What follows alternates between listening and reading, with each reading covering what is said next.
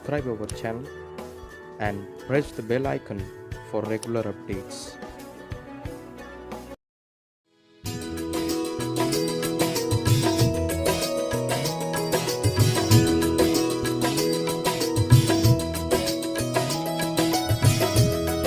Praise the lord. प्रभु की स्तुति हो। प्रभु आप सबको बहुत बहुत आशीष दे और हमारे पिता परमेश्वर और प्रभु यीशु मसीह और पवित्र आत्मा की सुसंगति हम सब के साथ में बना रहे। आमीन। तो आइए मेरे प्रियो, आज हमारे अध्ययन में हम लोग आगे बढ़ेंगे। आज हमारा अध्ययन होगा हम कैसे दीर्घायुष को प्राप्त करते हैं। मेरे प्रियो, आज हम लोग देखते हैं कि संसार में आज बहुत से लोग जो है समय से पहले ही चल बस रहे हैं, यानी अपने उम्र के पहले ही बहुत सारे लोग इस संसार को छोड़कर जा रहे हैं, है ना। तो मेरे प्रियो, इसके विषय में बाइबल धर्मशास्त्र क्या कहती है हम लोग आज अध्ययन करेंगे और इस अध्ययन के द्वारा आप निश्चय आशीष पाएंगे। आमीन, हालेलुया। तो आइए मेरे प्रियो, हम नीति वचन उसके 3 अध्याय और उसके 16 पद को हम लोग देखते हैं। तो यहाँ लिखा है, उसके दाहिने हाथ में दीर्घायु और उसके बाएं हाथ में धन और महिमा। आमीन, हालेलुया। तो मेरे प्रियो, इस वचन पर ध्यान देंगे हम। इस वचन में लिखा है नीति वचन 3 और उसका 16 में कि उसके दाहिने हाथ में दीर्घायु है। आमीन। और दूसरा, उसके बाएं हाथ में धन और महिमा है। आमीन, हालेलुया। तो इस बात को याद रखें कि हमको धन और महिमा से उत्तम आज दीर्घायु की आज आवश्यकता है। आमीन। हम दीर्घायु प्राप्त करके प्रभु में हम और कुछ दिन अगर जिए तो हम प्रभु की महिमा कर सकते हैं, प्रभु की सेवा कर सकते हैं और परमेश्वर के लिए हम लोग एक अच्छे काम करने वाले हम बन सकते हैं।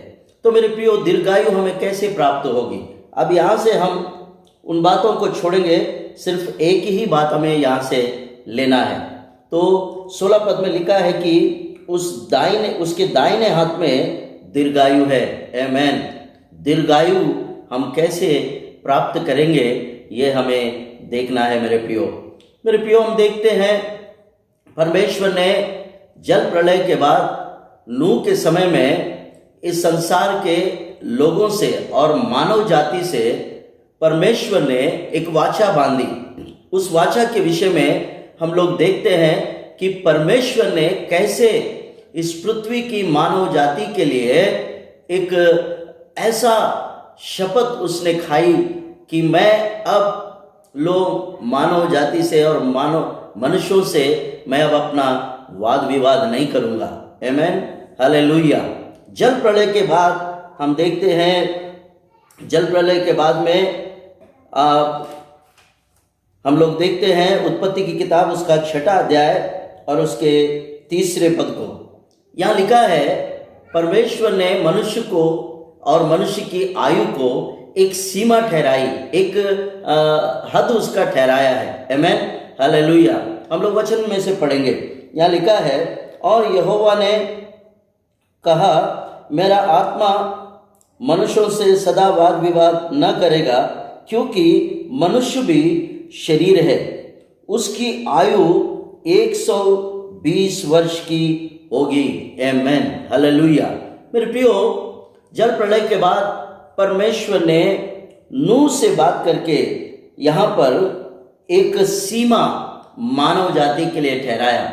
यहाँ साफ लिखा है, क्योंकि उसकी आयु 120 वर्ष की होगी। आमीन। इस बात पर आप ध्यान दें।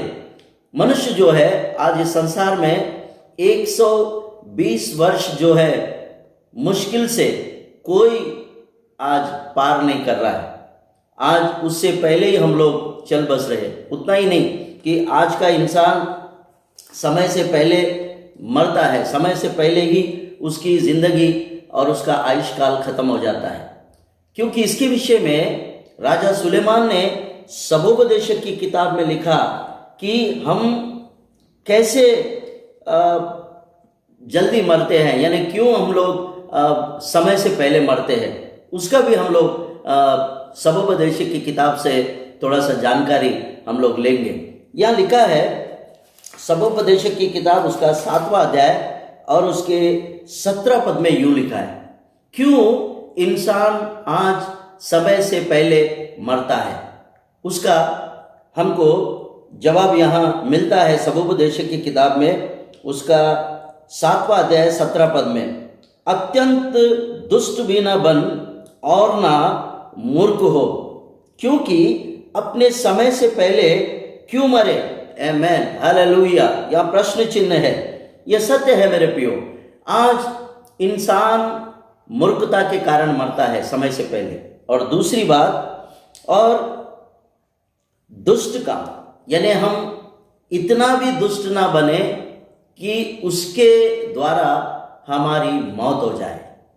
ये दो बातें सबोपदेशक का लिखने वाला राजा सुलेमान ने अपने जीवन के अनुभव से लिखा है कि इंसान जो है दुष्ट काम करने से जल्दी समय से पहले मरता है, नंबर 1। नंबर 2, मूर्ख, अत्यंत मूर्ख भी ना बन, हम मूर्खता के कारण भी समय से पहले मरते हैं। ये दो बातें यहाँ हम लोग देखते हैं कि इंसान जल्दी समय से पहले क्यों मर रहा है। आमेन, हालेलुया। तो मेरे प्रियो, हम अब आगे बढ़ते हैं कि ये सारी बातें तो है, लेकिन हम जो परमेश्वर से प्रेम रखने वाले और परमेश्वर को जानने वाले लोग और परमेश्वर के साथ में हम जो लिपटे रहते हैं, हमारे लिए परमेश्वर ने क्या आज्ञा जारी किया और क्या परमेश्वर ने हमारे लिए अभिवचन रखे हैं। आमेन, हालेलुया। आप नीति वचन का 3रा अध्याय अगर देखते हैं, आप लंबी उम्र कैसे जिएंगे, अब मैं वो आपको बताना चाहता हूं, क्योंकि ये सब बातें तो हो गए, लेकिन लंबी उम्र का एक रहस्य जो है प्रभु परमेश्वर पिता ने अपने धर्मशास्त्र में रख छोड़ा है। आज जितने भी लोग अगर धर्मशास्त्र को मानते हैं और उस पर चलते हैं और उस पर अपना जीवन अमल करके चलाते हैं, तो उनके लिए भी परमेश्वर ने लंबी उम्र की बातें और लंबी उम्र की वायदे परमेश्वर ने किए हैं। तो आइए हम लंबी उम्र, दीर्घायुष कैसे प्राप्त करेंगे, इस बात पर अब हम अपना ध्यान लगाएंगे। तो नीति वचन उसका 3रा अध्याय, नीति वचन उसका 3रा अध्याय और उसका पहला ही पद यदि हम देखते हैं तो हमें दीर्घायु कैसे प्राप्त होगी, इस बात पर हम अपना ध्यान लगाएंगे। हे मेरे पुत्र, मेरी शिक्षा को न भूलना, अपने हृदय में मेरी आज्ञाओं को रखे रहना, क्योंकि ऐसा करने से तेरी आयु बढ़ेगी। आमेन, हालेलुया।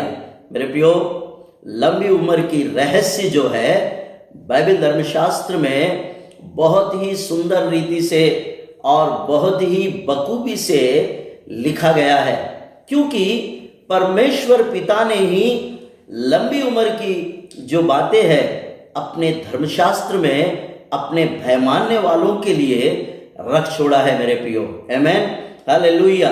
आप देख रहे हैं यहाँ पर नीति वचन 3 और उसका पहले ही पद में प्रभु परमेश्वर कह रहा है, हे मेरे पुत्र, मेरी शिक्षा को ना भूलना और अपने हृदय में मेरी आज्ञाओं को रखे रहना, क्योंकि ऐसा करने से ही तेरी आयुष्काल बढ़ेगा। आमेन, हालेलुया। आयुष्काल बढ़ने का एक सच्चा रहस्यमय बात मेरे प्रियो यहाँ रखा हुआ है। और दूसरा एक बात भी है, हम लोग उसको भी देखते हैं, हमारी लंबी उम्र कैसे होगी। हम देखते हैं नीति वचन उसका 10वां अध्याय और उसका 27वां पद को हम देखते हैं। यहोवा के भय मानने से आयु बढ़ती है। आमेन, हालेलुया। कैसे बढ़ती है आयु? आयु बढ़ने का रहस्यमय तरीका बाइबल धर्मशास्त्र में बहुत जगह लिखा हुआ है। मैं आपको थोड़ी ही बातों में समझा रहा हूं मेरे प्रियो। आपकी आयुष्काल जो है परमेश्वर का भय मानने से आपकी आयुष्काल बढ़ेगा। आमेन, हालेलुया। हमने पहला देखा है कि उसके आज्ञाओं को और उसके वचन को यदि हम अपने हृदय में बसाए रखते हैं तो हम ऐसा करने से हमारी आयुष्काल बढ़ेगी। नंबर 1। नंबर 2, यहोवा यानी परमेश्वर की भय मानने से हमारी आयुष्काल बढ़ेगी। आमीन, हालेलुया। अब तीसरा देखेंगे हम लोग। तीसरा, हमारी लंबी उम्र की रहस्यमय बात हम लोग देखते हैं। अब नीति वचन उसका 9वां अध्याय, नीति वचन उसका 9वां अध्याय और उसका 11 पद को देखते हैं। क्योंकि लंबी उम्र का रहस्य जो है बाइबल में बहुत स्पष्ट लिखा हुआ है मेरे प्रियो। हम कैसे लंबी उम्र को, दीर्घायुष्य को प्राप्त करके हम लंबी उम्र जी सकते हैं। अभी मैंने 2 बातें आपको बताया। अब तीसरा बात नीति वचन उसका 9वां अध्याय और उसका 11 पद। उसके 11 पद में लिखा है, मेरे द्वारा तो तेरी आयु बढ़ेगी। आमीन, हालेलुया। नंबर 1। नंबर 2, और तेरे जीवन के वर्ष अधिक होंगे। आमीन, हालेलुया। बहुत ही सुंदर और बहुत ही काबिले तारीफ वचन मेरे प्रियो यहाँ लिखा हुआ है। नीति वचन 9 उसका 11 पद। कितना सुंदर बात प्रभु कहता है। पहली बात वो कहता है, तू मुझसे लिपटे रहे। आमीन। यदि हम प्रभु परमेश्वर से लिपटे रहेंगे, यानी उसके साथ में मिलके रहेंगे, उसके साथ चलेंगे, उसके साथ जिएंगे और उसके आज्ञाओं का पालन करते जाए और उसके वचनों पर चलेंगे, तो मेरे प्रियो, मेरे द्वारा तो तेरी आयु बढ़ेगी। आमीन। और उसके बाद कहता है, और तेरे जीवन के वर्ष जो है वो अधिक होंगे। आमीन, हालेलुया। मेरे प्रियो, लंबी उम्र की रहस्यमय बात आज आप अपने बाइबल खोलकर देख लीजिए। आप लंबा जीवन जीना चाहते हैं, आप परमेश्वर के साथ में एक दीर्घायु को प्राप्त करके जीना चाहते हैं, तो मेरे प्रियो, इन वचनों को आप अपने बाइबल में से खोलकर आप उस पर मनन करें, अध्ययन करें और परमेश्वर के वचनों को आप अपने दिल में, अपने अंदर में, आप अपने हृदय में बसाए रखिए और उनको अपना गले का हार, अपना कंठमाला बनाकर रखिए, तो आपको दीर्घायु प्राप्त होगी। आमीन, हालेलुया। क्योंकि बाइबल बताती है परमेश्वर का वचन ही परमेश्वर है। आमीन। और वचन ही परमेश्वर है, तो वचन रूपी परमेश्वर को हम अपने अंतरंग में, अपने अंदर में यदि हम बसा के रखते हैं, उससे हम लिपटे रहते हैं, उसके साथ में हम जीना चाहते हैं, उसका भय मानकर चलना चाहते हैं, तो हमारी लंबी उम्र, दीर्घायु हमें प्राप्त होगी। हम लंबी उम्र जी सकते हैं। आमीन, हालेलुया। तो मेरे प्रियो, आपकी लंबी उम्र की रहस्य मैंने थोड़ी ही बातों में आपको मैंने दिया है, आपको मैंने समझाया है। तो निश्चय ही इस वचन के द्वारा आप आशीष पाएंगे, ये मेरी दुआ है, मेरी प्रार्थना है। अगर हम ऐसा करते हैं तो हम दीर्घायु को प्राप्त करके परमेश्वर के लिए इस संसार में हम लोग लंबी उम्र जी सकते हैं। Praise the lord, God bless you. प्रभु आप सबको आशीष दे। आमीन।